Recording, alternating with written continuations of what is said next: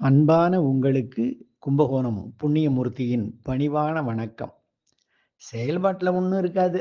சும்மா வெத்து வேட்டு. ஆனா பேச்ச பார்த்தீங்கன்னா, வாய் கிழிய பேசிட்டு திரிவான். இவனா போய் சொல்லுவான். "என்ன பிரச்சனை? என்கிட்ட சொல்லியா? நமக்கு தெரியாத ஆளா? செத்த முந்தி தான் முதலமைச்சர்ட்ட ஃபோன்ல பேசினேன். ஒரு வேலை சொல்லியிருக்காரு. அ ஐஜி பேசினாரு. கலெக்டர் பேசினாரு. இன்னும் யார் யார சொல்ல முடியுமோ எல்லாத்தையும் சொல்லிக்கிட்டு, அவர தெரியும், இவர தெரியும் அப்படின்னு இந்த வாய் சவடால விட்டுக்கிட்டு திரிவான். செயல்பாட்டுல ஒண்ணும் இருக்காது.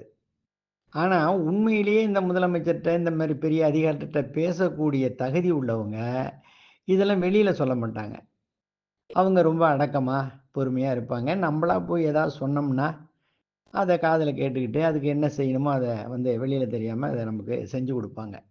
இந்த 2 மனிதர்களுக்கு உள்ள வேறுபாட்ட ஐயா சொல்றாங்க. திருவள்ளுவர் என்ன சொல்றாங்கன்னா, அவருடைய 978வது குறள்ல ஐயா சொல்றாங்க பாருங்க.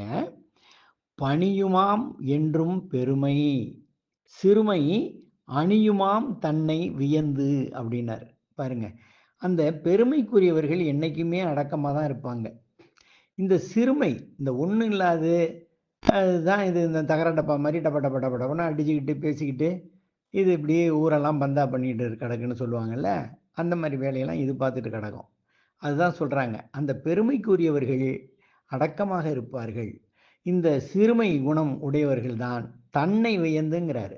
தற்பெருமைன்னு சொல்வோம்ல, அதுதான் சொல்றாரு. அணியுமாம் தன்னை வியந்து, தனக்குத்தானே ஒரு பெருமையை பேசிக்கொண்டு, மற்றவர்களுடைய பெருமையை நாம் பெற்ற ஆனா ஒரு பெருமையும் பெற முடியாது. செயல் இருந்தா தானே பெருமை பெற முடியும். அதனால இந்த 2 மனிதர்கள் உள்ள வேறுபாட்ட இந்த குறள்ல ரொம்ப அருமையா ஐயா நமக்கு சொல்லியிருக்காங்க. இதெல்லாம் நம்ப தெரிஞ்சுக்கணும். நபர்கள் எப்படின்னு தெரிஞ்சுக்கிட்டு பழகணும், போகணும். ஆஹா! என்ன அருமை பார்த்தீங்களா? வாழ்க வள்ளுவம்! வணக்கம்.